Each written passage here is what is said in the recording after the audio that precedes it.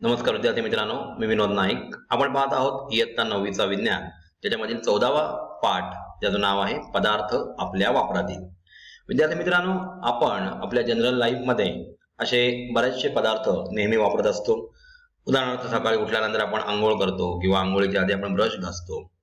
ब्रशने आपण टूथपेस्ट लावतो आपल्या दातांना. त्याचप्रमाणे आपण दूध, दही किंवा आपल्या जेवणामध्ये मीठ असतं. असे दैनंदिन वापरातील असंख्य पदार्थ आपण बघतो. हे असंख्य पदार्थ बघत असताना ते अम्ल आहेत, अम्लारी आहेत की न्यूट्रल आहेत. न्यूट्रल म्हणजे उदासीन आहेत, म्हणजे जी क्षार असतात. आपण उदाहरणार्थ बघूया सोडियम क्लोराईड. सोडियम क्लोराईड मध्ये विद्यार्थी मित्रांनो NaOH म्हणजे सोडियम हायड्रॉक्साईड ही तीव्र अम्लारी आणि HCl हे तीव्र अम्ल, या दोघांमध्ये रिएक्शन होऊन H2O, H आणि OH निघून जातो दोघांमधील, आणि त्याच्यामधून NaCl नावाचा क्षार तयार होतो. जनरली विद्यार्थी मित्रांनो, अम्ल आणि अम्लारी यांच्या अभिक्रियेतून क्षार तयार होतात. आता जेव्हा आपण स्ट्रॉंग अम्ल आणि अम्लारी वापरतो त्यावेळेला, म्हणजे तीव्र अम्ल आणि अम्लारी वापरतो त्यावेळेला तयार होणारा क्षार जो आहे तो उदासीन असतो. परंतु अभिक्रियाकारकांमध्ये ज्या वेळेला आपण अम्ल हे तीव्र वापरत असतो आणि बेस जो आहे तो सौम्य वापरत असतो, त्यावेळेला मात्र तयार होणारा जो क्षार आहे, इथे क्षारच तयार होतो, कारण अम्ल आणि अम्लारींच्या रिएक्शन मधून न्यूट्रलायझेशन रिएक्शन नेहमी होत असते. परंतु इथे अम्ल तीव्र वापरल्यामुळे जे क्षार तयार झालेले आहेत ते अम्ल गुणधर्मयुक्त असतात. आता आपण अम्लारी स्ट्रॉंग वापरली आणि अम्ल जर समजा वीक वापरलं, उदाहरणार्थ CH3COH म्हणजे वीक ऍसिड आहे हे, ऍसिडिक ऍसिड, आणि ह्याच्यामध्ये आपण NaOH जर वापरला तर याच्यामधून CH3CONa चा क्षार तयार होतो. परंतु ह्याच्यामध्ये अम्लारी स्ट्रॉंग असल्यामुळे हा जो क्षार होतो तो अम्लारी गुणधर्म दाखवतो. म्हणजे अशा प्रकारे जे आपण रिएक्टंट वापरत असतो ते कशा प्रकारचे आहेत त्याच्यानुसार जे प्रोडक्ट तयार होईल त्याचा गुणधर्म अवलंबून असतो. तर मग विद्यार्थी मित्रांनो पाहूया, हा पहिला सेशन आहे ज्याच्यामध्ये आपल्या वापरातील पदार्थ. सेशन पहिल्याकडे आपण वळतोय आणि सुरुवातीलाच आपण कोणते घटक आपल्या घरामध्ये वापरतो ते पाहूया. इथे बघा, दैनंदिन जीवनात आपण कोणकोणते महत्वाचे पदार्थ वापरतो आणि ते का वापरतो. आता महत्वाचे पदार्थ म्हणजे मी तुम्हाला पहिलंच सांगितलेलं आहे की सकाळी उठल्यावर आपण पहिला ब्रश करतो, त्याच्यामध्ये टूथपेस्ट वापरतो, आणि हा महत्वाचा आहे कारण आपले ब्रश करणं किंवा टीथ आपले दात साफ करणं खूप गरजेचं आहे. त्याच्यानंतर आपण चहा पित असताना त्यामध्ये दूध वापरतो. त्याच्यानंतर आपण बघतो की अंघोळ करताना साबण वापरतो. असे काही बरेचसे महत्वाचे पदार्थ आपण दिवसभरात वापरत असतो आणि त्याचा प्रत्येक ठिकाणी कोणता ना कोणता तरी उपयोग आहे. जेव्हा आपण साबण वापरतो त्यावेळेला आपण स्वच्छता आपल्या शरीराची करत असतो, त्याच्यासाठी आपण साबण वापरत असतो. दैनंदिन वापरातील विविध पदार्थांचे शास्त्रीय दृष्ट्या कसे वर्गीकरण केले आहे, म्हणजे शास्त्रीय दृष्ट्या म्हणजे ते अम्ल आहेत का, अम्लारी आहे का किंवा उदासीन आहेत का, यांचं कशा प्रकारे वर्गीकरण केलेलं आहे त्यासाठी आपण पुढे एक तक्ता बघणार आहोत आणि त्याच्यामध्ये अम्ल, अम्लारी किंवा उदासीन घटक किंवा क्षार यांचं वर्गीकरण करणार आहोत. दैनंदिन जीवनामध्ये आपण विविध पदार्थांचा विद्यार्थी मित्रांनो वापर करत असतो.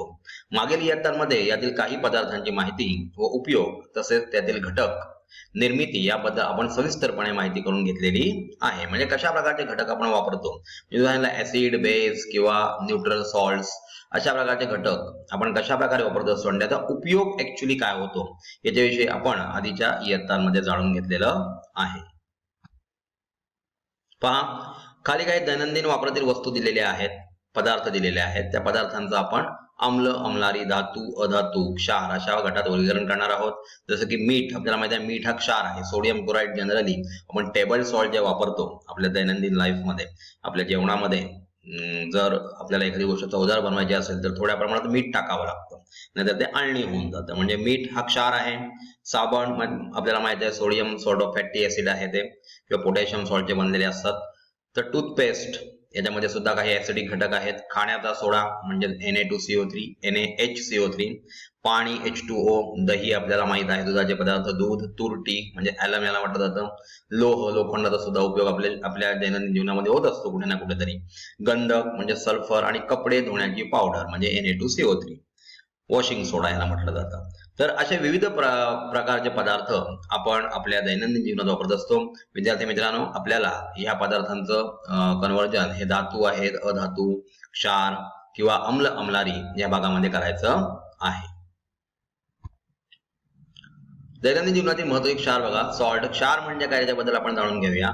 ज्या आयनिक संयुगात H+ आणि OH- आयन नसतात तसेच एकाच प्रकारचे धन आयन व ऋण आयन असतात त्यांना सामान्य क्षार म्हणतात. उदाहरणार्थ Na2SO4 याच्यामध्ये Na2 वर प्लस चार्ज असतो आणि SO4 वर मायनस म्हणजे 2 चार्ज असतो. K3PO4 एका K वर एक प्लस चार्ज, PO4 या ग्रुपवर म्हणजे हा कंपोजिट सॉल्ट आहे ते म्हणजे कंपोजिट रॅडिकल आहे, त्यावर 3 मायनस चार्ज असतात म्हणून 3 K लागतात, कारण एका K पासून एकच इलेक्ट्रॉन मिळत असतो.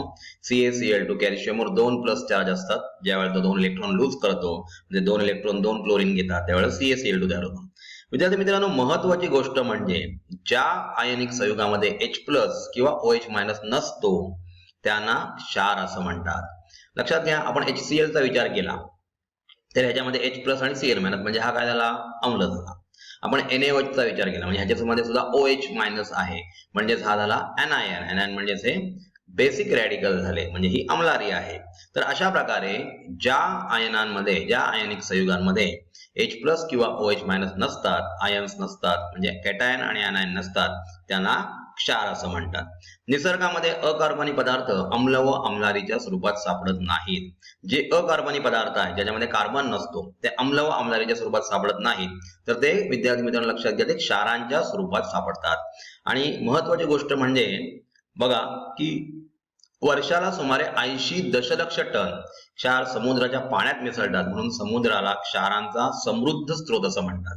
म्हणजे नदीमधून किंवा गटारामधून वाहत गेलेलं पाणी जे आहे ते शेवटी कोणाला मिळतं, तर समुद्राला मिळतं. म्हणजे आपल्या महासागरांमध्ये वर्षाला सुमारे 80 दशलक्ष टन एवढ्या मोठ्या क्वांटिटीमध्ये क्षार मिसळत असतात आणि म्हणून ह्या गोष्टीमुळे त्याला क्षारांचा समृद्ध स्रोत असं म्हटलं जातं. समुद्र हा chlorine, sodium, magnesium, potassium, calcium, bromine अशा विविध मूलद्रव्यांच्या अनेक क्षारांचा समृद्ध स्रोत आहे. विद्यार्थी मित्रांनो, आपल्याला माहिती आहे आपल्याला जे आवश्यक असलेलं टेबल सॉल्ट म्हणजे मीठ जे आहे ते आपण समुद्राच्या पाण्यापासूनच मिळवत असतो. म्हणजे अशा प्रकारचे बहुसंख्य क्षार जे आहेत ते समुद्राच्या पाण्यात आपल्याला मिळत असतात. या क्षारांबरोबरच रोजच्या जीवनात आपण इतरही क्षार वापरतो त्यांविषयी अधिक माहिती आपण आता पुढे करून घेणार आहोत. तर अशा प्रकारे दैनंदिन जीवनातील महत्त्वाचे क्षार आता आपण सुरू केलेला आहे. विद्यार्थी मित्रांनो, आपल्याला समजलेली सर्वात महत्त्वाची गोष्ट म्हणजे ज्या आयोनिक संयुगामध्ये H प्लस किंवा OH- हे कॅटायन आणि anions नसतात त्यांना क्षार असं म्हणतात.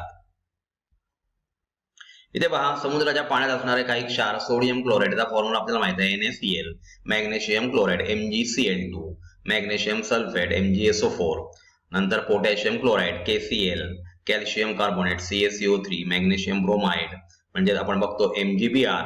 अशा प्रकारचे क्षार आपण बघतो. विद्यार्थी मित्रांनो, ह्यांचे फॉर्म्युले लिहिताना आपण व्हॅलन्सीचा उपयोग करतो. सोडियम क्लोराईडचा फॉर्म्युला लिहिताना आपण NaCl लिहितो.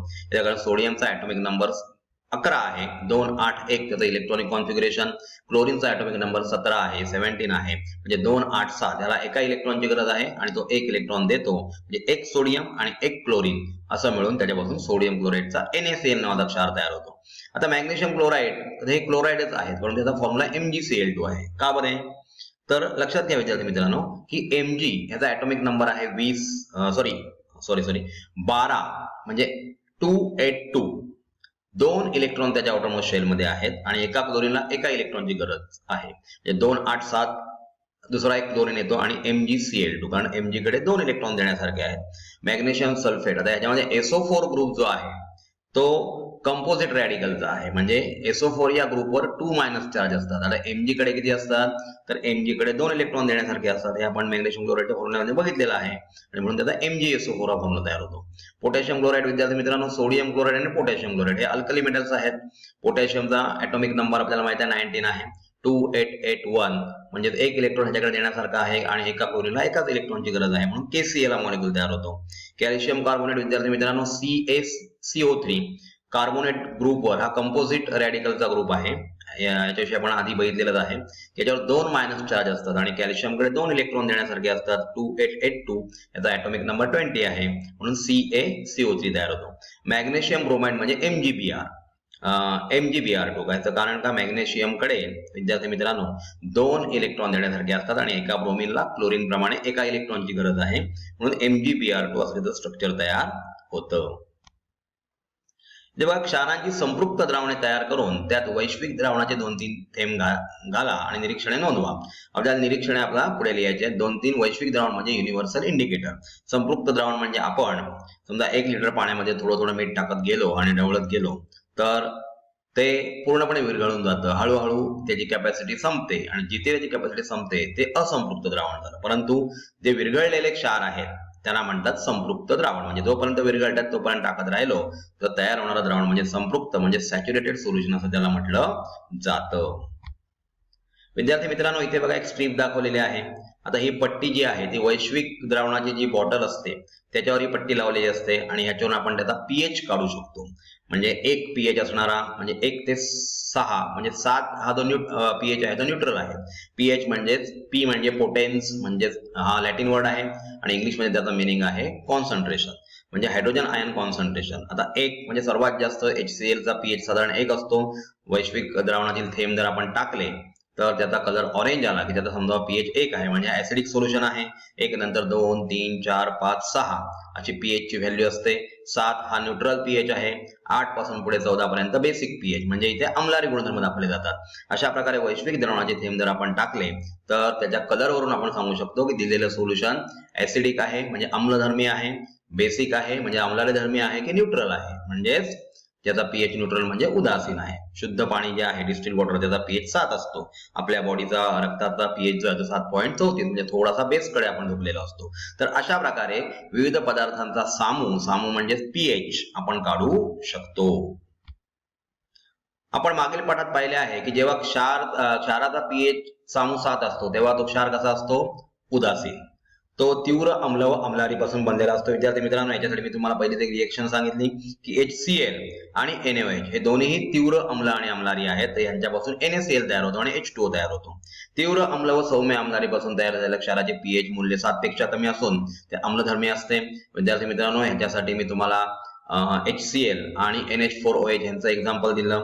सौम्य अम्ल व तीव्र अम्लारी म्हणजे CH3COH आणि NaOH यांच्या रिएक्शन मध्ये पीएच मूल्य हे 7 पेक्षा जास्त असते कारण त्या अम्लारी तीव्र वापरलेली आहे आणि म्हणून पीएच 7 पेक्षा जास्त असतो आणि म्हणून तो क्षार अम्लारी धर्मी असतो. आपण आता दैनंदिन जीवनातील काही क्षारांची इथे माहिती घेणार आहोत. तर विद्यार्थी मित्रांनो, अशा प्रकारे आपण बघितलं की H+ आणि OH- आयन्स ज्याच्यामध्ये नसतात त्यांना आपण क्षार असं म्हणतो. त्याचप्रमाणे पीएच व्हॅल्यू विषयी सुद्धा आपण जाणून घेतलं. त्याचप्रमाणे वैश्विक द्रावणाचा वापर करून आपण कोणत्याही द्रावणाचा पीएच ठरवू शकतो याच्याविषयी सुद्धा माहिती आपण इथे घेतलेली आहे. धन्यवाद.